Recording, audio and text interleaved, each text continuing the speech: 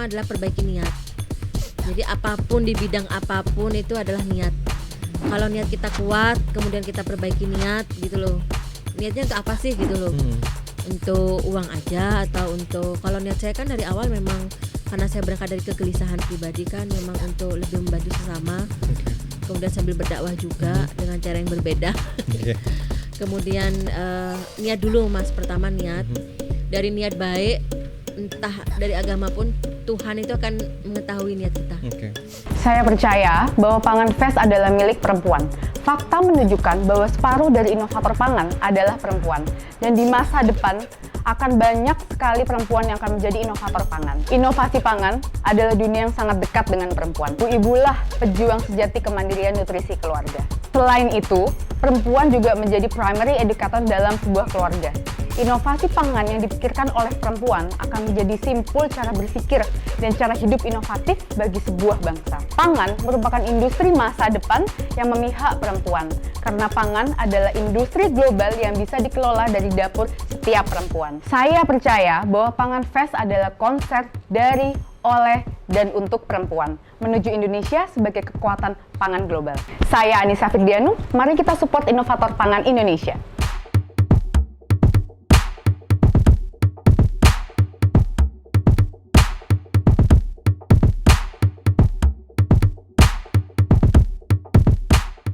Halo teman-teman, apa kabar nih kalian semuanya? Semoga dalam keadaan sehat ya. Oke, baik lagi di Foodcast, For Bill Food Podcast. Nah, Building for the Future Now. Masih bersama Hendy Prabowo di sini dan kita bakal ngobrolin tentang berkebun.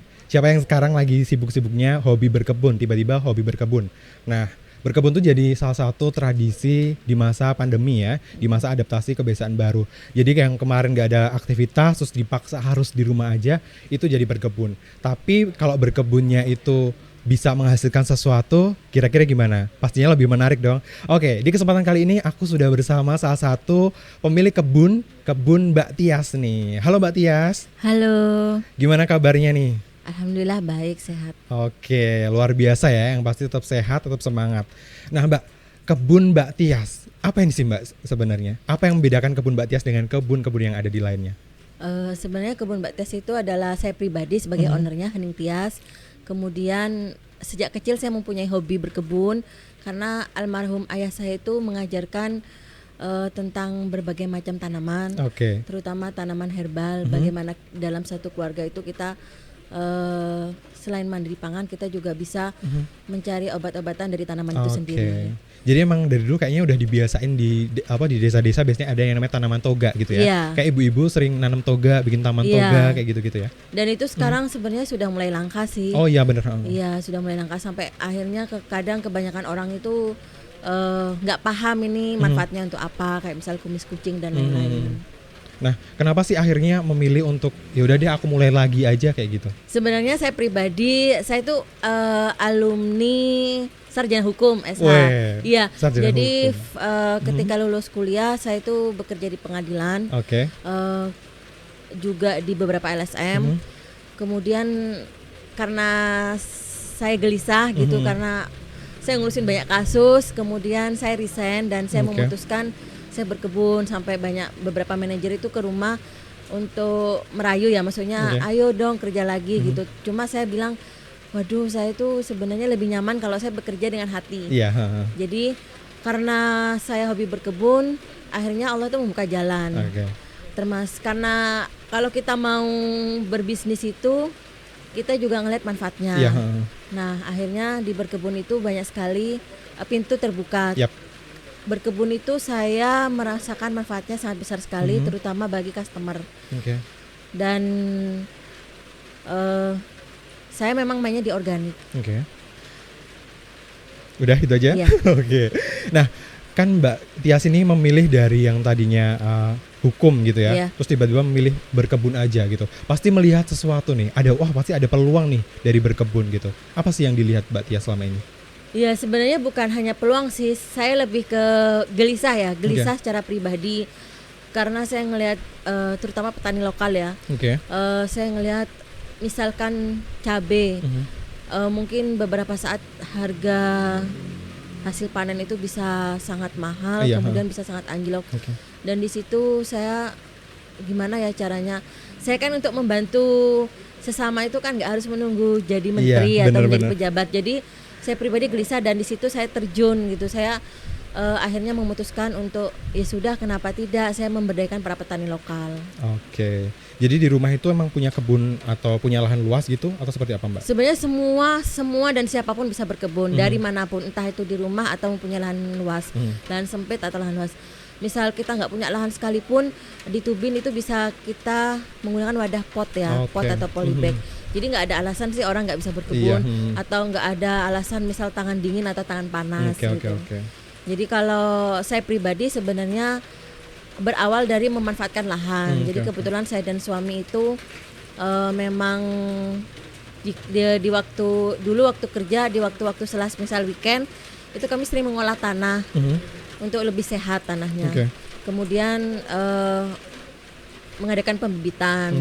Dari situ kita bisa menambah hasil ekonomi. Nah kemudian akhirnya kan kayak getuk tular ya dari beberapa orang dan akhirnya alhamdulillah ada investor. Seperti itu.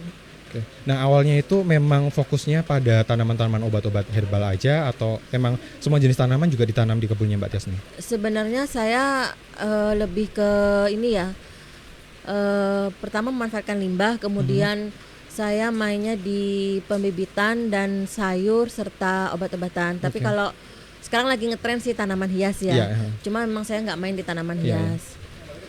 Walaupun saya tahu juga sih tentang tanaman hias. Gitu. Kayaknya tanaman hias dari tahun ke tahun memang naik turun muncul timbul. Kalau gitu tanaman hias tuh sebenarnya istilahnya kayak lebih ke mafia ya. Jadi kayak lebih ke selain permainan harga itu juga lebih ke ya kayak misal dulu itu pernah kejadian gelombang cinta yang harganya benar-benar melonjak, kemudian ya sangat dirugikan sekali ketika beberapa orang misal dia harus kulaan ya. Kemudian di beberapa saat tertentu langsung anjlok gitu. Nah saya nggak mau. Jadi kayak dalam jual beli itu kan dalam Islam harus nggak boleh ada yang dirugikan gitu. Jadinya kan bagi saya itu nilai manfaatnya kurang. Jadi kayak ya mungkin beberapa orang memang yang pecinta tanaman hias itu ada kepuasan tersendiri. Cuma bagi saya pribadi visi misi kebun Mbak Tias itu lebih ke nilai manfaatnya, value-nya yang didapatkan. Nah tadi Mbak Tias sempat bilang kalau memanfaatkan limbah. Nah limbah seperti apa sih yang Mbak Tias manfaatkan gitu? Sebenarnya banyak sih Mas, terutama sampah ya. Jadi kebanyakan orang belum tahu bahwa sampah di Indonesia itu sangat banyak sekali. Iya, bener banget.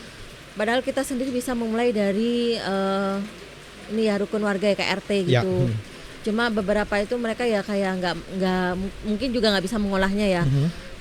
Terutama nggak bisa ini ya misal ya udah tinggal setor sampah ke TPA gitu kan ada yang ngambil. Padahal sebenarnya setiap kakak, setiap keluarga itu bisa memilih antara sampah organik dengan anorganik. Misal kita pisahkan kayak plastik dan sampah dapur gitu. Nah itu sebenarnya saya mengolahnya dari situ. Jadi saya mengolah di depan rumah itu ada galian lubang besar, kemudian saya buat misal itu ada dari kotoran hewan, kemudian ada dari sampah-sampah yang kayak misal kulit-kulit buah habis kita ngupas buah, pokoknya sampah organik kecuali plastik. Jadi itu sangat besar sekali manfaatnya, terutama kita mengurangi sampah di Indonesia ya. Gitu. Jadi memang kebetulan kebun Mbak Tias sendiri juga ada workshopnya ya kayak misal Jadi di workshop itu kami mengajarkan bagaimana mengolah tanah dari nol supaya lebih sehat, kemudian mengolah limbah menjadi berkah. Kemudian belajar kelas berkebun dari nol, bagaimana cara supaya orang itu nggak asal menanam. Jadi nggak ada keluhan kok tanamanku nggak tumbuh gitu. Ya karena nggak tahu ilmunya. Nah tadi kan dari sampah-sampah itu ada jenisnya, yang sampah organik sama anorganik gitu. Nah dari Mbak Tias sendiri, yang sampah organik itu dijadiin apa dan yang anorganik itu tadi juga dimanfaatin apa gitu, sehingga sampah itu benar-benar diminimalisirkan kan? Iya betul. Sebenarnya sampah organik itu banyak sekali sih Mas.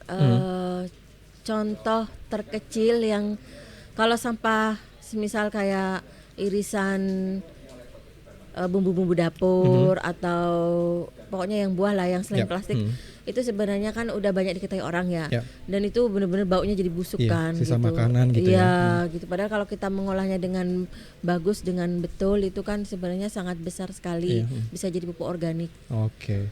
Jadi itu bisa dimanfaatkan sebagai pupuk organik Yes. gitu ya. Ya. Jadi nggak perlu lagi beli pupuk nih. Kalau saya pribadi saya belum pernah beli pupuk sampai saat ini. Oke, jadi Iya. benar-benar semuanya dikerjain di dalam rumah Iya. gitu ya. Nah, kalau untuk yang sampah anorganik sendiri, Mbak Tias? Anorganik itu sebenarnya banyak sekali sih Mas. Sebenarnya anorganik itu kayak plastik, kertas, tisu dan lain-lain itu. Misal kita beli minuman, ya, botol bekas itu kita bisa pakai itu loh apa? Dibersihkan, Oke. kemudian ditaruh di dalam botol dan itu bisa dijadikan kursi, dijadikan meja gitu. Sebenarnya kayak gitu sih. Pinter-pinternya kita supaya lebih berkreasi, supaya berkah itu bisa didapatkan dari manapun termasuk sampah gitu loh. Oke. Nah, ada nggak sih Mbak tantangan terbesar ketika menjalani kebun Mbak Tias ini? Sebenarnya tantangan terbesar adalah bagaimana kita rajin dan tekun untuk mengedukasi masyarakat ya. Karena organik itu terkesan mahal padahal enggak juga gitu loh. Kalau saya tipe orang kalau semisal saya mau berbisnis, saya gak keberatan memberikan ilmunya gitu. Misal setiap pelanggan saya itu selalu beli, Mbak saya beli ini, padahal sebenarnya yang dibeli itu bisa banget untuk ditanam gitu loh. Oke. Jadi saya bilang, jenengan Bun atau Pak atau Kak, kalau misalnya ada lahan, ayo nandur. Jadi dari farm itu, jadi dari farm kita bisa ke table gitu. Jadi dari kebun kita bisa dipindahkan ke meja untuk kita makan. Apa yang kita tanam kita bisa makan gitu. Oke. Dan tentunya kita tahu proses bagaimana menghasilkan. Dan tentu itu kontrolnya kita bisa lebih jelas gitu loh. Iya, oke. Nah, untuk Mbak Tias sendiri kan di kebun Mbak Tias ini tadi ada workshop juga gitu. Nah, selain ada workshop ada apa lagi? Sebenarnya selain workshop itu juga ada magang ya dari beberapa mahasiswa. Jadi kebetulan saya itu kebetulan rutin dari UKDW juga. Jadi saya nggak tahu ya. Jadi ketika saya berbisnis dengan kebun Mbak Tias itu ya karena memang sangat manfaatnya itu dirasakan oleh banyak orang. Jadi ya pastikan beberapa dosen menghubungi saya gitu kan. Jadi kayak Mbak bisa nggak mahasiswa saya dibina. Mahasiswa zaman sekarang itu ya milenial ya. Itu jujur ya Mas, itu nyapu aja nggak bisa. jadi dosennya itu benar-benar memasrahkan saya dari nol. Jadi dia bilang di kebun itu, Mbak tolong ini nyapu aja nggak bisa, tolong diajarkan. Jadi jadi saya memang kalau ngajarin adik-adik mahasiswa terutama milenial gitu kan, yang sebenarnya lebih dominan pegang HP ya. Iya. Saya mengajarkan mereka untuk merubah mindsetnya dulu, bagaimana mereka mengenal antara Tuhan dengan alam gitu. Jadi materi pertama adalah ekoteologi. Jadi entah agama apapun bicara alam itu sangat general ya. Jadi bagaimana kita mencintai alam, mencintai makhluk sesama itu. Mereka masuk kebun, saya bilang sambutan pertama bukan dari aku, bukan dari saya pribadi sebagai pengampunya materinya, tapi sambutan pertama adalah dari nyamuk yang itu penghuni kebun sendiri gitu. Jadi awalnya yang mereka muka mulus-mulus terus bentol merah-merah ya harus bisa beradaptasi gitu. Misal mereka yang tidak terbiasa panas kemudian membantu kebun Mbak Tias magang seperti itu, belajar ya mereka harus bisa gitu. Dari yang pegang sapu, pegang cangkul. Tapi mereka saya bilang ketika mindset mereka saya rubah untuk lebih baik, mereka have fun gitu. Malah ketika mereka ajak ke sungai kebun Mbak Tias, kemudian ada kebun terus kemudian ada sungainya itu, mereka sampai wah Mbak ini benar-benar melebihi Jogja baik. Karena mereka wajib, kalian harus memilih sampah di sungai. Harus membersihkan, harus benar-benar mencintai lingkungan. Ya otomatis mereka jebur kan, sampai mandi-mandi gitu. Pokoknya seru lah. Tapi ya setelah itu dari pelajaran itu kan mereka benar-benar ambil hikmahnya ya. Dan terakhir saya memberi tugas supaya mereka bisa presentasi. Oke. Nah itu sungainya tuh emang beneran sungai ada atau emang dibikin? Beneran. Iya di IG saya ada. Gitu. Jadi di Instagram kebun itu ada. Jadi benar-benar memanfaatkan alam yang ada tanpa ada dibuat-buat gitu. Nggak ada rekayasa sama sekali, nggak ada. Jadi benar-benar back to nature ya. Jadinya mereka yang nggak bisa nyapu hanya bisa nyapu. Terus mereka yang ketika panen padi mereka ada belalang harus teriak-teriak. Oke. Nah tapi di situ kayak ini ya, kayak mereka mendapatkan suasana beda dan pelajaran penting dalam hidup dan saya yakin seumur hidup mereka bahkan sampai nikah itu akan benar-benar berkesan. Karena mungkin di era milenial kayak gini kan susah sekali kan mendapatkan seperti itu. Sekarang kan semuanya sebuah instan gitu. Nyapu aja kita pakai aplikasi udah ada yang datang nyapuin. Sekarang tuh benar-benar serba dimanjakan. Benar banget. Mau makan tinggal GoFood, mau bersih-bersih GoClean. Tapi kita nggak bisa dapetin experience-nya. Iya benar-benar. Padahal sebenarnya misal saya mengajarkan kepada mahasiswa itu untuk misal awalnya mereka takut belalang atau takut cacing yang dalam tanah, mereka harus berani megang gitu loh, mereka harus berkenalan bahwa itu juga makhluk Allah gitu loh. Jadi banyak sekali sih hikmah, maksudnya pelajaran yang mereka dapatkan. Nah, tadi Mbak Tia sempat bilang kalau misalnya ada beberapa warga yang suka membeli hasil panen sayurannya gitu. Apakah memang di sana tujuannya adalah memproduksi untuk dijual atau seperti jadi apa? Produk kebun Mbak Tias itu kan ada segala kebutuhan kebun, misal kayak pot, polybag, pupuk. Kemudian ada produk olahan hasil kebun, misal apa yang ditanam setelah yang dimakan, kemudian hasil panennya bisa dijual, itu bisa kita olah. Misal kayak rosella itu bisa dijadikan teh. Sekarang yang lagi ngetren viral itu adalah bunga telang yang warnanya biru. Sebenarnya itu kalau dimasukin kafe-kafe itu sangat menarik karena warnanya sendiri menarik gitu. Nah itu diolah. Nah beberapa produk kebun Mbak Tia salah satunya itu. Terus kemudian produk primadona itu adalah bawang lanang. Yang saya pribadi memang produksi, saya eksperimen bawang putih itu menjadi hitam dan gara-gara itu saya diundang Bu Menteri ke Jakarta pameran Jadi produk primadonanya itu, kemudian segala kebutuhan kebun Mbak Tias, terus kemudian workshop itu sendiri. Terus kemudian memang saya selalu berwisata, tapi wisatanya bukan kayak ke mall, bukan, tapi lebih ke saya jalan-jalan tapi ke petani lokal. Jadi apa sih buah-buah mana sih yang sudah langka, yang sudah mau punah gitu, saya hidupkan lagi, saya kenalkan lagi pada masyarakat. Biar ada regenerasi lagi tanamannya gitu ya. Selain regenerasi sih supaya tidak punah juga sih ya. Misal kayak kecapi, kemudian buah duet atau jamblang, kemudian banyak banget lah buah-buah yang sudah mulai langka. Sedangkan buah impor tuh terus-terusan menjajah kita gitu loh. Padahal buah asli lokal di Indonesia tuh banyak sekali gitu, dan banyak juga manfaatnya. Kalau zaman dulu mungkin masih bisa metik gitu ya, metik asal, nggak ada yang... zaman dulu itu kita metik, kita makan di pohon. Jadi ada mahasiswa itu yang entah perempuan atau laki-laki, dia pengen manjat pohon, saya izinkan gitu. Mbak, saya boleh nggak manjat pohon mangga, kemudian metik. Jadi sampai mereka tuh di video bunyi mangga tek gitu tuh di video gitu loh, saking pengennya saya mengizinkan gitu. Supaya mereka bisa bereksplorasi, karena kan nggak ada ya di kampus kayak gitu, nggak ada.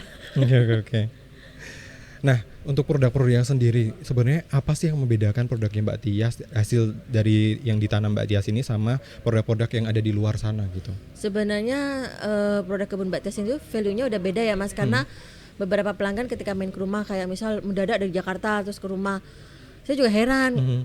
Kadang mereka, Mbak Tiasnya ada nggak? Ya saya pribadi gitu.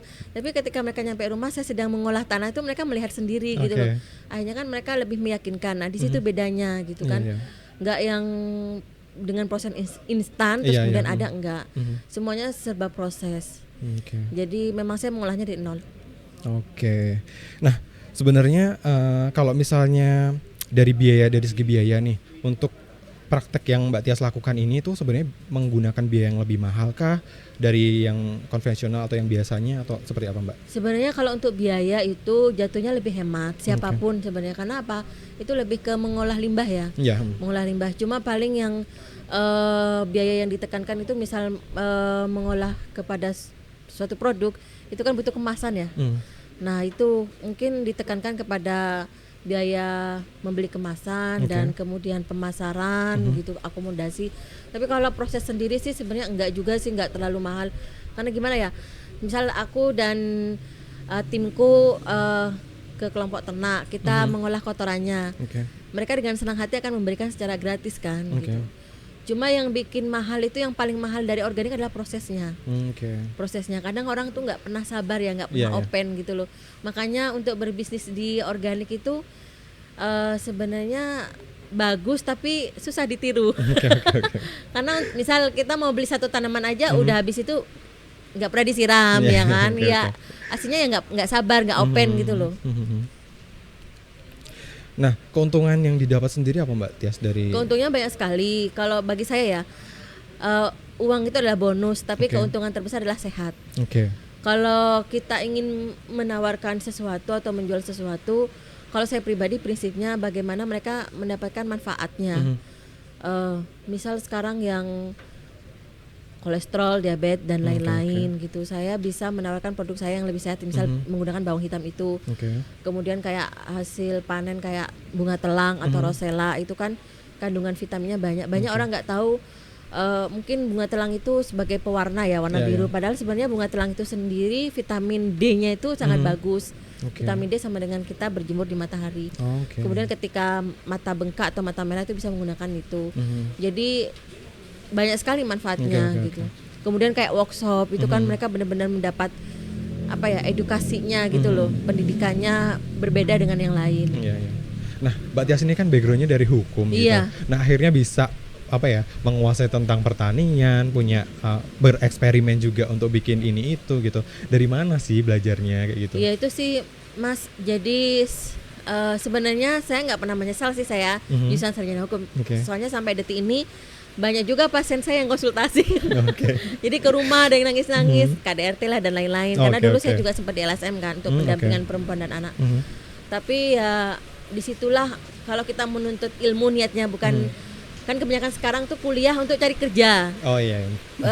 Jadi mindsetnya itu bukan sekolah untuk ilmu gitu Oke, loh. oke. Jadi walaupun saya sekarang misalkan saya menjadi petani, itu tetap ilmunya ngalir. Nah, Oke. terus untuk bagaimana sih kok bisa terjun di pertanian? Awalnya memang selain saya diedukasi oleh bapak saya sendiri waktu kecil, misal Tias itu tanaman tomat, itu Oke. tanaman kumis kucing Oke. untuk ginjal gitu kan. Selain diarahkan oleh orang tua sendiri, waktu itu saya juga mendapat pelatihan di subsidi tentang permakultur design course gitu loh. Oke, Jadi oke. bagaimana kita, misal kita waktu itu saya jalan ke hutan UGM di Oke. Mangunan, kurang lebih 5 kilo apa lebih ya. Itu kami jalan tuh peserta se-Indonesia. Tapi bagaimana caranya kita bertahan hidup di hutan gitu loh. Oke. Mana tanaman yang bisa dimakan, mana yang beracun gitu. Oke, oke. Kemudian ketika kita melihat dari sisi hutan, di kejauhan itu ada warna kuning itu apa gitu loh Oke, misal. oke. Jadi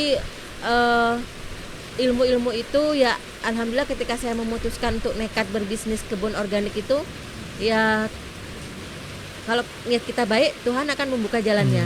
Oke, oke. Dari situ ya akhirnya saya memutuskan untuk mengupgrade diri kan otomatis.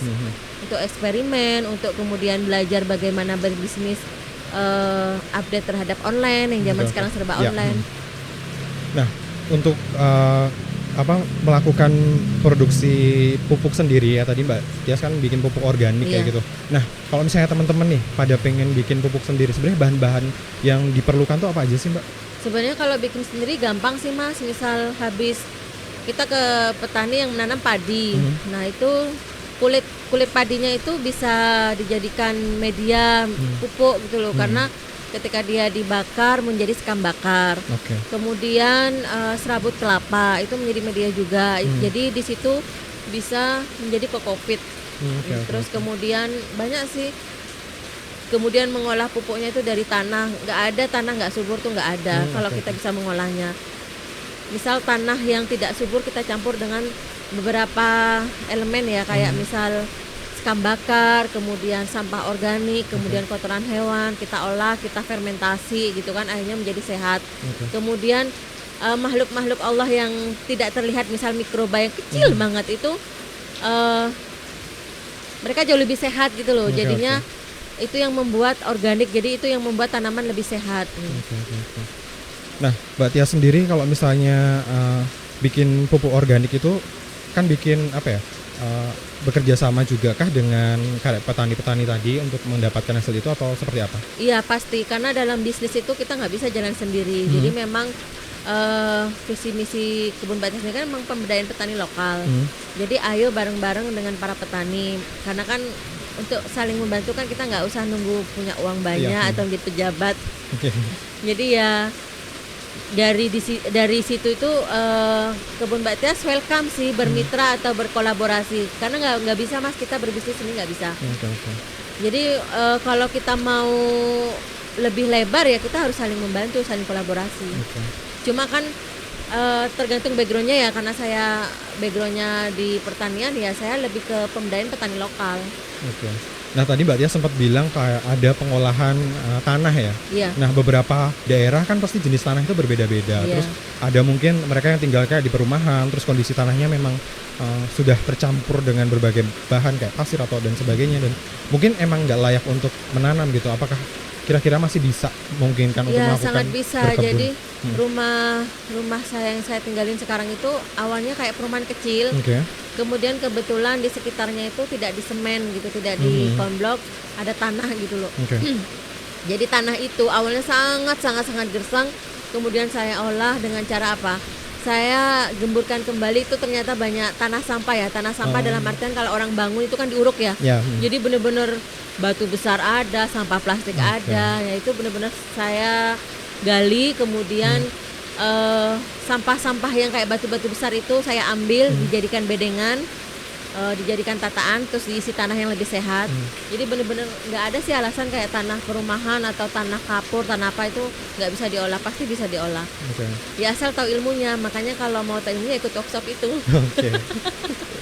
Nah, kalau hal simpel yang kira-kira bisa dilakukan oleh teman-teman di rumah nih untuk membuat pupuk organik sendiri apa sih Mbak? Hal yang paling simpel adalah misal banyak orang nggak tahu misal ya rambut rontok atau habis potong rambut gitu Oke. kan, itu rambut itu mempunyai kandungan nitrogen yang sangat tinggi. Wow. Iya, jadi kebanyakan orang nggak tahu misal itu dari Aku juga rambut baru ya. tahu loh Mbak. Iya, Oke. nah makanya banyak banget hal-hal yang kecil yang sebenarnya orang umum itu nggak tahu. Oke. Dari yang rambut rontok, kemudian orang yang hobinya ngerokok itu juga rokoknya bisa jadi pupuk. Oh, bisa kirain orangnya Mbak. Bukan, itu Oke. rokoknya sendiri. Karena kan kandungan nikotin itu bisa dijadikan pestisida nabati. Maksudnya Oh, oke. dia anti hama yang alami. Kemudian contoh yang sering menjadi kebiasaan kita minum teh, kopi gitu kan. Ampasnya itu bisa dijadiin pupuk. Oh ya. Kemudian kita goreng telur. Sebenarnya saya alhamdulillah ya sejak berkebun itu tidak ada yang terbuang, karena misal Oke. kita goreng telur, saya ada rak sendiri untuk kulit telur. Oh, oke. Jadi kulit telur sendiri itu bisa jadi pupuk karena bisa jadi pupuk. bisa. Jadi kan NPK kebanyakan orang beli ya, Iya. dan itu kimia. Padahal Oh, NPK oke. itu bisa didapatkan dari kopi, dari kulit telur, itu kan limbah Iya, kan iya. sebenarnya. Tapi kalau kita bisa berinovasi itu sangat bisa membantu gitu. Oke. Lah kita beli sekilo telur, Iya. ya kan? Kemudian kulitnya langsung disetor ke TPA. Iya. Padahal kita bisa mengolahnya. Itu kan hal sederhana kan Iya, sebenarnya. benar banget. Semua orang pasti bisa mengolahnya. Oke, nah Mbak Tia sendiri sebenarnya kayak pupuk-pupuk hasil yang dihasilkan itu hanya untuk dikonsumsi untuk kebutuhan sendiri, ataukah bahkan sudah memang dipublikasikan, dipasarkan di tempat yang luas gitu? Sebenarnya karena ini organik ya. Iya. Untuk luas sih mungkin secara online ya, tapi oke. beberapa memang ada komunitas kayak Pasar Mustokoweni, kemudian Pasar Kemisan, Pasar Milas. Jadi memang ada beberapa artisan. Artisan itu orang yang melakukan kayak misal saya, itu memang dia mempunyai produk-produk yang lokal dan sehat, dan di situ dijual secara komunitas ya, yang offline. Kalau online-nya memang alhamdulillah saya sering ngirim sih kayak ke Jakarta, kayak ke seluruh Indonesia lah. Oke, kirim. oke. Nah kalau misalnya untuk pupuk-pupuknya sendiri itu apakah harus melalui proses-proses kayak perizinan atau seperti apa Mbak? Enggak sih sebenarnya, tentang perizinan itu hanya formalitas ya Mas, karena Oke. saya sendiri anak hukum. Tapi kalau untuk kemanfaatannya kan alhamdulillah pelanggan itu kan tahu prosesnya ketika main ke rumah, dan sehatnya kan lebih penting toh yang Iya, dibutuhkan gitu. Tapi memang untuk jangka besar, untuk jangka waktu lama kayak legalitas itu memang diperlukan. Sementara memang kebun Mbak Tia itu legalitasnya baru di kementerian ya. Itu pun kemarin diundang sama kementerian. Oke. Dalam hal? Kebetulan kan memang saya masih masuknya itu ke UKM ya. Oke. Karena memang modalnya di bawah 50 juta. Oke. Kan kalau yang udah besar itu sampai ratusan sampai miliaran gitu. Karena memang saya merintis secara pribadi kan. Oke. Jadi memang ada tahapan ke situ. Cuma untuk menuju proses ke situ ya memang butuh modal yang besar. Nah, untuk kualitas sendiri, Mbak, dari hasil dari sayuran atau buah-buahan yang dihasilkan tadi dengan menggunakan pupuk organik yang dibikin sendiri tuh jadinya seperti apa sih, Mbak? Ya jadinya jadi sebuah produk. Oke. Misal Apakah lebih berkualitas ataukah tumbuhnya lebih lama gitu? Kadang tuh aku pernah punya pengalaman ketika ada sayuran katanya ditumbuhin ulat gitu, ada ulatnya, itu katanya lebih sehat daripada sayuran yang mulus-mulus kayak gitu. Iya. Itu gimana, Mbak? Sebenarnya itu kan yang diketahui orang Iya.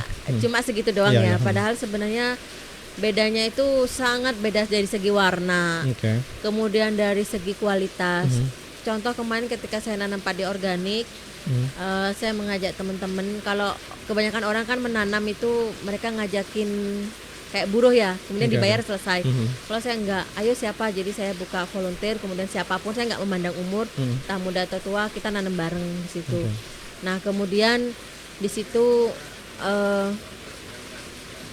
petani yang lain itu sebenarnya awalnya ya dia agak sensitif. Kenapa sih nggak nanam pada umumnya, misal Oke, tebar oke. pupuk kimia dan lain-lain. Tapi setelah tahu hasilnya mereka itu benar-benar yang wow gitu loh, yang kayak amazing banget. Karena apa? Jadi saya itu benar-benar kaget ketika saya ke kebun, itu beberapa petani kayak keroyokan gitu loh. Jadi kayak Oke. misal itu tuh mbaknya lah. Saya kan kaget ada apa Oke, lah oke. itu. Mereka bilang gini, Mbak itu kok bisa sih padinya gemuk kayak gitu loh. Oke, oke. Padinya misal musim hujan, musim angin itu nggak roboh. Sedangkan yang lain tuh ada angin aja seng itu kan terbang ya, apalagi tanaman itu roboh. Ya saya bilang saya hanya menggunakan nutrisi pupuk organik pertama. Terus kemudian kalau kelebihan dari organik itu adalah kita bisa menghidupkan makhluk-makhluk kecil. Otomatis kan makhluk itu menjadi tentara tanaman itu sendiri untuk membuat tanaman itu menjadi kokoh. Nah kalau misal kita tabur yang kimia itu kan otomatis pada mati ya. Iya. Jadi saya nggak heran kalau misal padinya roboh gitu loh. Oke, Terus oke, kemudian oke. mereka bilang, loh kok gemuk-gemuk ya padinya. Jujur ya, rumput aja saya nggak nyabut. Kalau orang pakai plastik, Iya. saya bilang saya nggak gitu. Kalaupun saya membersihkan rumput ya saya membersihkan rumput, mereka tumbuh lagi ya nggak apa-apa gitu. Karena bagi saya mereka juga berhak hidup gitu. Kayak misal Masnya tadi bilang dimakan ulat. Saya tuh sering menemukan daun dimakan belalang atau ulat. Bagi saya itu nggak masalah, tapi bagi beberapa orang tuh udah pusing. Iya. Aduh gimana sih daunnya gini-gini. Iya. Padahal nggak juga lah.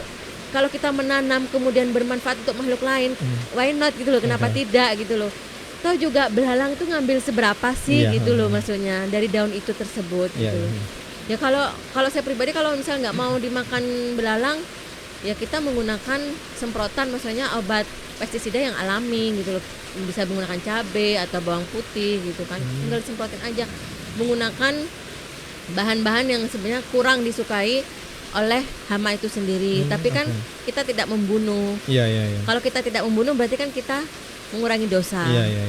Oh, ternyata buat menghilangkan hama tadi bisa menggunakan bahan-bahan yang organik juga Iya, ya?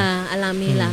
Iya, sangat bisa. Cuma kan padahal prosesnya sama loh. Misal Iya. mereka membeli obat kimia, Iya. kan sama aja taruh di air toh. Iya. Lah, apa sih bedanya misal kita mau numbuk bawang putih atau tinggal naruh bubuk cabai atau cabai itu sendiri Oke. gitu kan, atau beberapa daun atau tembakau gitu. Misal nggak dapat tembakau daun yang seger, ya udah putung rokok kan bisa. Oke. Cuma kan ya lagi-lagi mungkin secara knowledge mereka nggak Iya. tahu, kemudian secara proses mereka nggak tahu gitu Iya. kan. Iya, benar banget sih. Sekarang sebagian masyarakat tuh memang pastinya nggak terlalu tahu tentang Iya. pertanian. Taunya ketika menanam ya udah ditanam, disiram, Iya, nanti tinggal tumbuh. beli aja gitu. Kalau enggak iya kayak gitu juga. Nah, terus kalau misalnya di pasar-pasar gitu kan kadang kita suka lihat atau supermarket gitu kan buah-buahnya tuh kayak yang warnanya mencolok-mencolok, keren-keren Iya. dan selalu fresh kayak gitu. Nah, sebenarnya kalau buah yang ditanam dengan organik ini apakah memang tahan lama seperti yang di supermarket itu atau gimana, Mbak? Sebenarnya nggak ada sih buah yang benar-benar tahan lama atau sayur yang tahan lama itu sebenarnya nggak ada. Makanya kebun Mbak Tes itu selalu menjual yang fresh habis petik ya Oke. dijual. Makanya kalau sebenarnya saya banyak penawaran yang kayak dari supermarket, beberapa adalah supermarket, tapi saya tidak. Oke, Saya bilang oke. enggak karena saya mau jualnya yang fresh. Mereka pesen delivery order ya udah yang fresh gitu kan. Ya walaupun sih beberapa hari kemudian kan layu dan Iya, itu iya. pasti kita juga kan yang rugi Oke. sebagai supplier gitu Oke, kan. oke. Belum lagi konsignasi. Wah, itu bukan aku banget. Jadi memang Kalau mau fresh, kalau mau benar-benar fresh ya sistemnya hidroponik. Jadi mereka metik dari situ. Tapi kalau yang ditaruh itu udah berapa hari udah cepet layu. Kalau memang masih segar mungkin ada sih beberapa kayak buah. Tapi jujur pelanggan saya sendiri itu rata-rata lari ke saya karena mereka bilang, Mbak, manisnya beda kayak disuntik. Pewarnanya merahnya itu kayak disuntik. Dan sebenarnya itu nggak usah dari pelanggan ya, banyak juga sih yang video-video seperti itu.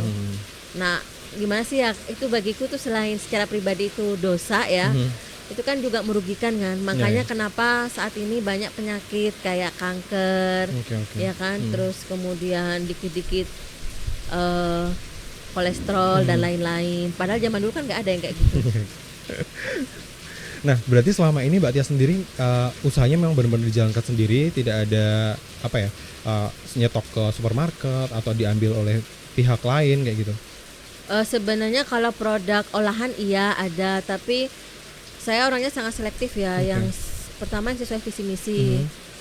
Ada beberapa produk saya di Bumi Langit, itu terkenal Bumi Langit. Kemudian ada di Via Via, ada di beberapa resto yang memang saya ngecek dulu, saya survei dulu. Saya nggak bisa serta-merta yes gitu, nggak. Beberapa hotel atau supermarket menghubungi saya juga nggak langsung mengiyakan.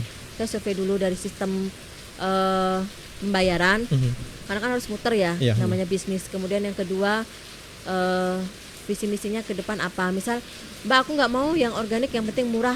Misal beberapa hotel, saya nggak bisa Bu gitu. Jadi memang saya kalau jenengan mau kayak gitu cari yang lain aja. Di pasar kan banyak, nggak usah ke saya gitu kan. Jadi memang value yang saya bangun itu memang saya jaga gitu, kualitas itu sendiri. Ya kan percuma ya Mas kalau kita mengajarkan, istilahnya saya pribadi berdakwah, ayo kita nanam, kemudian ayo kita mengolah limbah. Tiba-tiba saya menjual dalam porsi besar ke hotel-hotel dan lain-lain, tapi ternyata tidak organik gitu kan. Nah, dari beberapa orang yang mungkin sudah belajar sama Mbak Tias gitu, apakah ada juga yang sudah akhirnya berhasil mewujudkan Mbak Tias yang lain nih di luar sana? Banyak dan saya bahagia sekali. Jadi kadang mereka posting di Facebook atau kadang mereka japri, dia bilang alhamdulillah gitu kan, berkat ilmu gitu. Saya kan sebenarnya saya itu siapa sih, saya cuma perantara gitu kan. Tapi di situ kan akhirnya menjadi bekal saya ya. Bekal saya untuk di akhirat nanti, karena ilmu itu kan akhirnya ngalir, diamalkan. Jadi beberapa murid saya yang seluruh Indonesia, ada yang Jepara, ada yang Batam tuh panas banget loh, tapi mereka berhasil menanam. Kemudian ada yang di Pati gitu. Nah, mereka itu bilang, saya pakai ilmunya Mbak Tes tuh, mereka nanam cabai, seledri itu laku. Jadi banyak tetangga yang tertarik, dijual lah katanya. Jadi kan lumayan kan. Jadi prinsipnya itu ada 3 hal. Mandiri pangan, mandiri ekonomi, kemudian mandiri spiritual. Itu yang dibangun oleh kebun Mbak Tias. Kenapa mandiri pangan? Ketika kita butuh daun bawang, butuh seledri, otomatis kita menghemat biaya operasional ke pasar. Jadi kita memetik daun bawang atau memetik seledri atau tomat, kalau kita beli katakanlah 5.000, 10.000, akhirnya kita kan jatuhnya mandiri ekonomi, itu masuk ke kantong gitu kan, jadi lebih hemat. Kemudian kenapa mandiri spiritual? Kita dengan menanam diajarkan untuk bersabar, untuk berproses, untuk mencintai gitu kan, untuk mendekatkan diri pada Tuhan kita gitu kan. Nah, selama mendirikan kebun Mbak Tias ini sebenarnya tuh emang udah ada di plan untuk mau mendirikan ini, atau emang mengalir gitu aja dan akhirnya jadi menjadi kebun Mbak Tias seperti saat ini? Dan gimana sih Mbak awal modalnya ketika mulai membangun itu gitu? Kan pasti butuh sesuatu untuk melakukan inovasi-inovasi itu tadi, membutuhkan modal juga gitu. Iya. Jadi sebenarnya nggak serta-merta sih langsung jadi kebun Mbak Tias, enggak. Awalnya itu grosir ya. Jadi dulu waktu saya kerja di pengadilan, saya punya warung sembako. Jadi kebetulan saya memang dulu diminta sama putri almarhum Gus Dur, Mbak Lisa Wahid, untuk mendampingi kios-kios rakyat, misal kayak keuangannya, pembukuan dan lain-lain. Ya lumayan sih, misal kios-kios itu ngambil ke saya. Nah, beberapa distributor, bahkan saya dipercaya oleh gudang-gudang besar. Cuma kan dari situ saya gelisah, kenapa saya harus ngelarisin produk-produk kayak perusahaan-perusahaan yang besar kayak Unilever dan lain-lain kan. Nah, dari berkebun itu kan, pembibitan, saya sebenarnya ketemu dengan seorang sih yang sempat menjadi coach bisnis saya. Dia seorang animator terkenal, Pak Yudo. Dia bilang dari banyak hal bisnismu mana yang sering laku. Saya bilang saya bisa menjual ratusan bibit mas, saya bilang gitu sama Mas Yudo. Kemudian dia bilang ya udah kebun Mbak Tias aja gitu kan, ya udah. Akhirnya dari situ saya juga nggak akan, waktu itu saya belum berpikir organik atau nggak organik, saya belum berpikir bagaimana pasarnya, belum sama sekali. Cuma di situ memang saya pribadi saya menggelisah gitu loh. Saya gelisah tentang bagaimana kita memberdayakan petani lokal. Kemudian produk-produk yang lebih sehat karena di sekitar kita udah banyak banget ya penyakit. Jadi ya itu, kemudian kan dari situ otomatis kalau kita jualan sehat kan kita sendiri bisa sehat. Gitu. Misal saya dari minyak biasanya saya belanja jutaan di supermarket tentu, akhirnya saya bisa menghemat. Saya bisa pakai minyak kelapa sendiri dari hasil petani, kemudian gula saya bisa memberdayakan petani lokal kayak gula aren, gula kelapa, gitu kan bisa digunakan sendiri selain untuk dijual. Akhirnya kan menjadi lebih sehat. Memang sih untuk modal, alhamdulillah sampai detik ini sih modal saya masih pakai tabungan sendiri. Walaupun beberapa pihak bank ada yang menawarkan, tapi saya belum ke sana. Jadi memang modal saya masih pakai pribadi. Karena memang muternya cepat kok mas, dan keuntungan dalam dunia pertanian kayak pembibitan. Kebetulan kayak biji rosella. Rosella kita panen beberapa bunganya, kemudian beberapa kelopaknya udah tua, bijinya kan bisa kita simpan, kita tanam lagi. Itu kan sebenarnya bisa 100% lebih keuntungan gitu kan. Jadi di situ memang lebih cepat sih muternya. Nah tadi Mbak Tias sempat bilang kalau misalnya produk-produk yang dihasilkan itu produk-produk organik yang dihasilkan itu diambil juga dari kayak petani-petani lokal gitu ya. Nah produk yang dihasilkan petani lokal itu sebenarnya diproduksi mereka sendiri itu emang diedukasi dulu nih sama Mbak Tias untuk prosesnya seperti ini, atau memang mereka udah tahu prosesnya sendiri dari sananya nih Mbak Tias? Sebenarnya tidak semua petani itu organik ya, jadi saya sangat selektif. Jadi memang kalau ada petani mau kerjasama dengan kebun Mbak Tias, ya saya welcome, tapi syaratnya harus mau berubah gitu. Jadi memang melalui edukasi dulu. Jadi ya saya mau Pak, misal ada tuh dari Gunung Kidul jauh-jauh ke rumah, Mbak saya mau nih setor cabai, saya tanyakan dulu gitu. Ada juga beberapa sahabat teater saya dulu kan saya main teater, itu juga mau setor cabai. Saya mau sahabat, mau siapapun kayak kalau nggak organik saya tolak gitu. Saya bilang ini organik enggak gitu. Terus dia bilang enggak, ya udah maaf saya nggak bisa nerima. Tapi yang dari Gunung Kidul itu bapak-bapak dia bilang ini organik Mbak. Saya nggak langsung percaya, saya harus kontrol, saya datang ke lokasinya gitu. Saya lihat bapak itu beneran nggak pakai yang organik. Ketika saya kontrol kemudian itu benar, ya saya terima. Dan saya nggak pernah kayak orang tengkulak, misal harga 1.000 saya menjatuhkan 500, enggak. Justru saya naikkan, disitulah petani itu terbantu kan. Misal di pasaran harga sekilo 10.000, saya berani 15.000 gitu. Karena kan saya mempunyai pasar sendiri ya. Jadi lebih cepat dan petani itu lebih bahagia gitu loh. Jadi yang intinya adalah komitmen tadi ya. Komitmen dan harus satu visi misi. Gimana ya Mas kalau bisnis itu dari awal ya kita harus tahu gitu loh. Tahu seluk-beluknya, kemudian ya kalau aku mau cari uang banyak ya gampang sih, semua ta'aruf ya dari para petani. Tapi enggak, di situ kan karena saya lihat sehatnya dulu ya. Jadi memang ada beberapa petani yang memang harus diedukasi, memang ada beberapa kelompok petani yang memang sudah tahu gitu, sudah tahu tentang pertanian organik. Cuma memang walaupun sudah tahu kan susah masarinya gitu. Sedangkan kebun Mbak Tias sudah punya nama gitu kan. Jadi beberapa pelanggan itu kan memang lumayan lah ya, menengah ke atas gitu, karena mereka yang sadar tentang kesehatan kan rata-rata kayak gitu. Maksudnya yang mau membeli yang sehat tuh nggak mikir 2 kali gitu loh. Nah kalau untuk petani-petani yang sudah emang dari dulunya udah di petani itu kan menggunakan pola-pola atau cara-cara yang lama gitu. Proses bertanamnya tuh pakai cara-cara yang menurut dia bener, caranya dia yang dari dulu emang kayak gitu terus. Nah ada nggak sih kesusahan Mbak Tias untuk merubah cara mereka untuk mungkin lebih organik lagi kayak gitu, dan ada nggak keinginan Mbak Tias untuk menciptakan nih anak-anak muda lagi, anak-anak muda penerus untuk para petani-petani ini gitu? Ya ada sih, karena memang cita-cita ke depan Saya tuh cita-cita ke depan tuh bukan mobil mewah atau rumah mewah, tidak, tapi lebih ke bagaimana saya memiliki tanah hektaran, kemudian saya berikan itu secara gratis kepada anak muda supaya mereka bisa belajar. Ayo kita belajar bersama, terutama para petani ya nggak perlulah sewa lahan, ini ada lahan. Itu cita-cita saya ke depan. Sebelum tanah hektaran itu menjadi bangunan gitu loh. Karena kayak misal dulu Jakarta, orang sekarang kan mungkin nggak tahu ya, kalau Jakarta dulu tuh ada kerbau, ada sawah juga gitu. Sekarang hampir tidak ditemui. Kalau di Jogja masih mending lah, masih banyak sawah. Nah itu kemudian hambatan ke petani itu ya kita memang untuk mengedukasi ya, memang hambatan terbesar. Ya kita harus mencontoh gitu loh. Kayak misal saya tadi ceritakan bahwa saya nanam padi organik, awalnya kayak di EC, ngapain sih Mbak, bawa si umum bae maksudnya yang pakai kimia. Tapi ketika saya berhasil panen, terutama bersama anak muda, kan beda banget gitu loh. Kan biasanya kalau orang nanam bayar beberapa buruh, selesai panen bayar lagi. Kalau saya kan enggak. Waktunya panen, ayo nih kebun Mbak Tia mau panen, datang bareng-bareng. Dan ketika ngeliat hasil panennya kan di sebelah-sebelah bakal ngelirik juga kan, oh itu bagus hasil panennya. Nah, lingkungan seperti apa sih Mbak yang bisa digunakan untuk mewujudkan mimpi-mimpi seperti yang Mbak Tia harapkan tadi? Pertama adalah komunitas ya. Jadi carilah komunitas atau grup-grup lingkungan yang dia sevisi misi.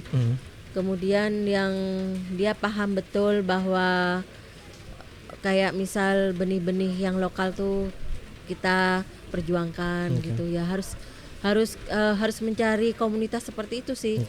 Nanti dari komunitas itu kan personnya itu beberapa anggota itu kan dia mempunyai kayak pelanggan sendiri, kemudian mempunyai pasukan sendiri kan, di situ jadi lebih besar gitu. Nah, karena Mbak Tia ini kan namanya emang udah besar banget gitu ya.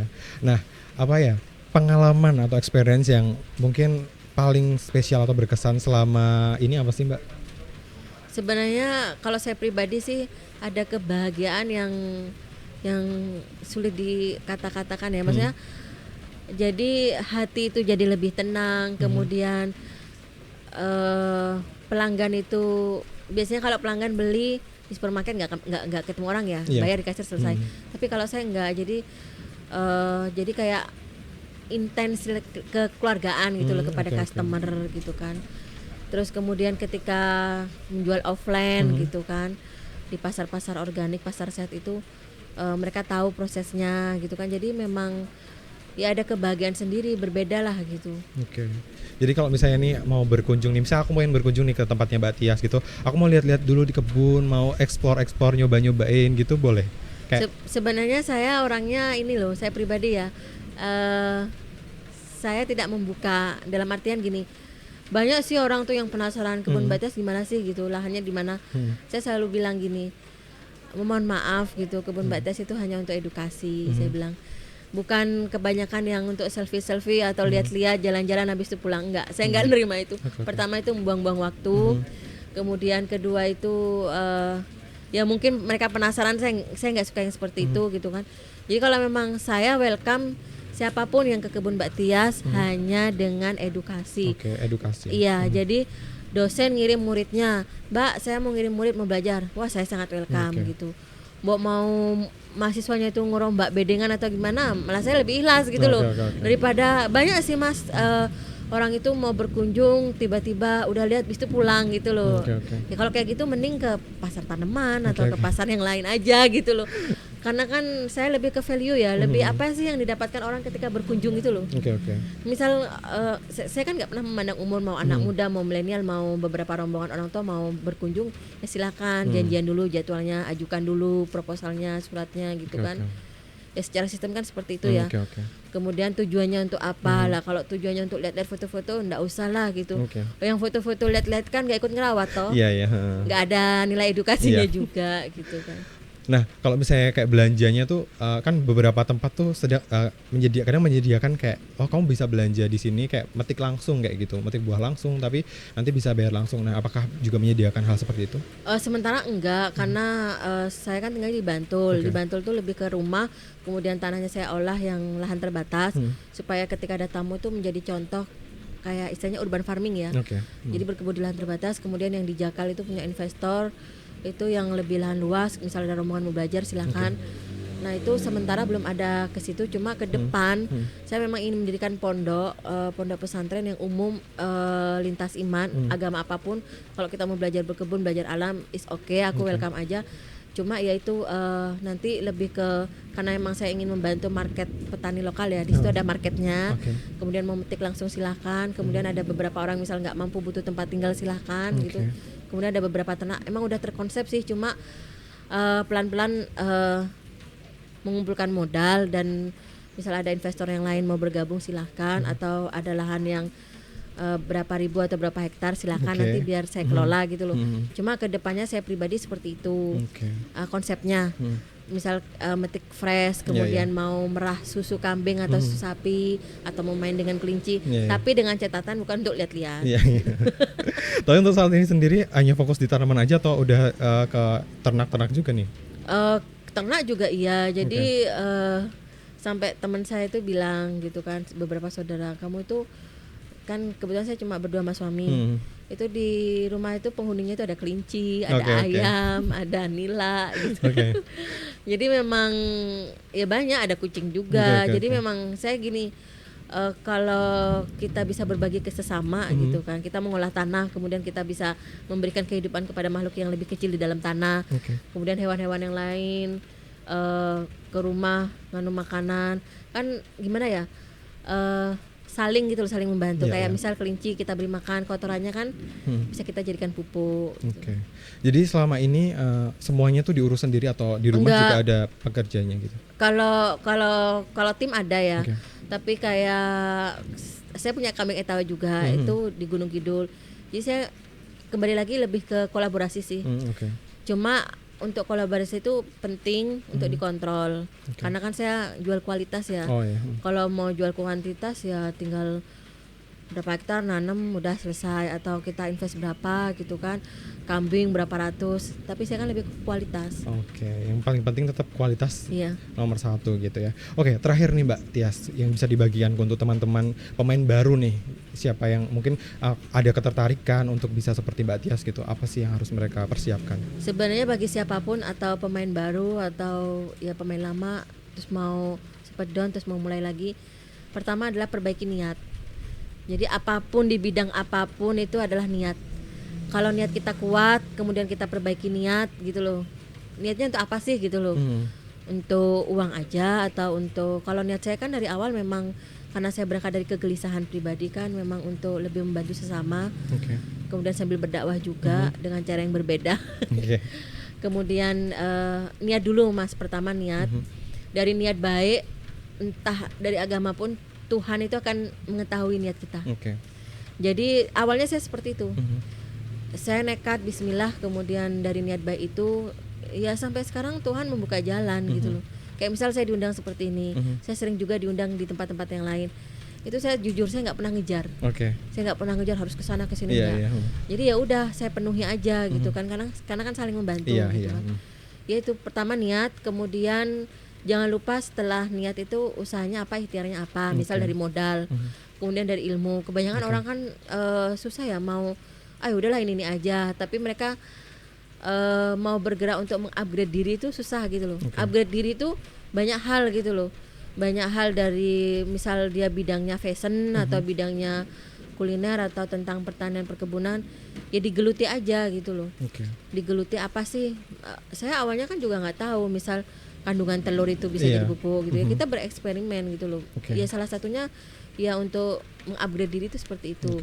Kemudian mengupgrade diri, kemudian juga entah berapapun umur kita, milenial atau udah tua, udah berumur, ya jangan malu gitu loh. Maksudnya jangan malu, kayak misal kita mau ikut pelatihan dan jangan pernah mikir, kalau saya tipe orang nggak mau ribet, jadi nggak mau mikir dua kali. Misal kayak ada pelatihan marketplace atau ada pelatihan apa. Jujur saya itu dulu membuka kebun Mbak Tias itu ketika diundang oleh Bu Menteri BUMN itu, kartu nama aja saya nggak tahu loh itu apa. Kartu nama, brosur, jadi bener-bener dari nol putul pokoknya. Laptop gitu kan. Karena sempat gimana ya, sebenarnya saya nggak gaptek banget, karena kan saya di pengadilan.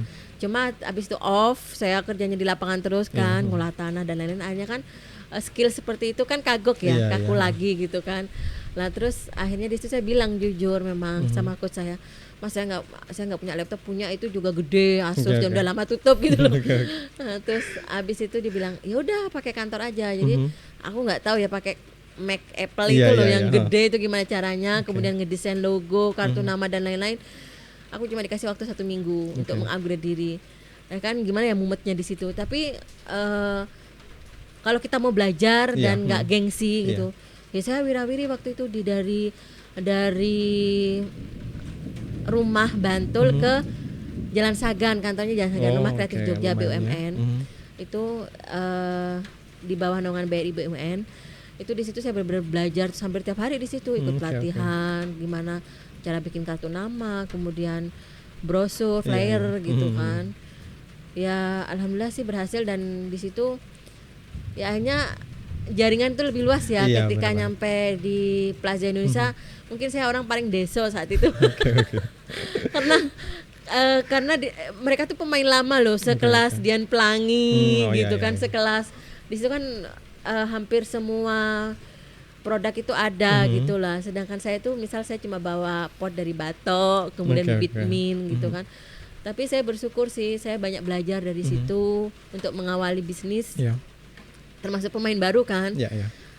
Itu kan benar-benar bagi saya itu rahmat Tuhan yang tak terhingga ketika kebun Mbak Tias kartu nama aja nggak punya, dirintis, diundang di pameran di Plaza Indonesia, di PI itu sendiri banyak artis-artis gitu kan, dan saya nggak tahu bahwa di sana tuh nilai harganya itu bisa di up bener-bener bisa 5 kali lipat gitu loh. Misal awalnya saya jual 30.000, di sana bisa 200.000 gitu kan. Ya itu kalau kita mau nge-up itu kan skill kita juga harus di-up gitu kan. Dan disitulah benar-benar terbuka jalannya sampai detik ini. Oke nih Mbak Tias, terima kasih buat obrolan hari ini, benar-benar menginspirasi banget tentang berkebun. Sama ini Mas, kalau untuk pemain baru itu harus konsisten ya. Karena dalam bisnis, terutama pemain baru ya, itu ada 3 hal. Continue, konsisten, dan komitmen. Jadi 3 hal itu kalau dipegang dalam bidang apapun, terutama pemain baru yang misal mau bergelut dalam dunia tanaman, ya 3 hal itu. Jadi kadang kan orang udah malas gitu kan, akhirnya patah gitu kan. Itu semangatnya itu yang harus benar-benar dipupuk. Nah, mungkin terakhir kali ya. Kalau misalnya kan semangat itu penting banget lah. Kadang tuh kita tuh udah naik terus lagi semangatnya, terus tiba-tiba ngerasa kayak wah ini misalnya tanamannya layu atau apa, kayak gagal panen atau apa. Biar tetap semangat lagi gimana sih Mbak Tias? Ya itu kuncinya biar tetap semangat ya, kita ingat niat di awal. Makanya tips yang paling mendasar adalah niat. Saya selalu banyak orang yang konsultasi sama saya itu, apa sih Mbak? Ya niat itu, perbaiki niatnya. Karena itu akan menjadi kunci ketika kita lengah. Kemudian yang kedua adalah target. Dalam apapun, entah bisnis atau dalam urusan rumah tangga atau dalam sekolah kuliah, targetnya apa? Kalau kamu mau skripsi selesai dalam 3 bulan atau dalam 1 bulan, ya udah targetnya apa? Mau selembar berapa gitu kan, berapa hari di target. Jadi kalau kita ngelihat yang diri kita loyo atau tanaman kita loyo, kita kembali ke niat pertama. Diingat lagi tujuan awalnya ngelakuin ini tuh buat apa buat kayak apa. gitu ya. Kalau bisa ditulis tuh gitu. Yang gede gitu biar ingat terus. Wah, benar-benar inspirasi banget nih Mbak Tias. Aku dapat ilmu banget. Teman-teman juga pasti dapat banyak ilmu banget hari ini. Mungkin teman-teman yang di luar sana butuh banget pengen berkebun gitu. Nggak cuma berkebun aja. Aku juga banyak belajar banget untuk mencintai, ya, mencintai apapun yang ada sekeliling kita, ekosistem dan betul. yang ada di sekeliling kita, karena mereka itu emang hidup itu harus berdampingan sama kita, bukan untuk dibunuh, bukan untuk disakiti gitu ya Mbak. Selain berdampingan, kita benar-benar harus berdamai. Sekarang kan banyak banget ya konflik, entah tentang COVID kayak, entah tentang yang baru-baru ini gitu kan. Ada pokoknya banyak banget. Tapi kalau aku ya orangnya itu easy going. Jadi kalau kita udah bisa berdamai ya dengan kondisi apapun, dengan segala isu apapun ya hidupnya akan berdamai gitu. Selain berdampingan juga akan belajar berdamai itu sendiri. Nah seperti juga podcast Foodcast kali ini. Jadi Foodcast ini merupakan program dari Forbil Institute ya, yang tujuannya adalah untuk menginspirasi teman-teman di luar sana biar punya perspektif baru, cara pandang baru. Mungkin mereka yang nggak berani jadi berani lagi kayak gitu, yang ragu-ragu jadi akhirnya oke, aku maju aja gitu karena teman-teman yang lain bisa gitu. Karena teman-teman yang lain tuh juga sama-sama manusia gitu. Kalau mereka manusia aja bisa, kita juga manusia, otomatis kita pasti bisa. Nah teman-teman di rumah jangan lupa untuk tonton video podcast lainnya di YouTube channelnya Forbil Institute, dan juga bisa kunjungi websitenya di forbil.id, dan juga follow Instagramnya di forbilinst gitu ya, @forbilinst. Nah kalau Mbak Tias sendiri nih, buat teman-teman di rumah kalau misalnya kepo-kepo tentang kebunnya Mbak Tias, bisa cek di mana nih Mbak Tias?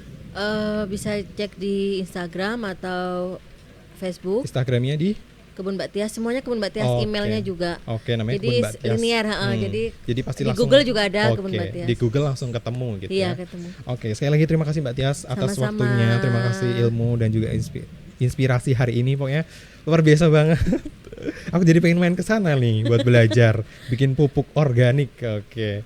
Oke, sampai ketemu lagi di Foodcast berikutnya, dan saya Hendy Prabowo pamit. Bye bye.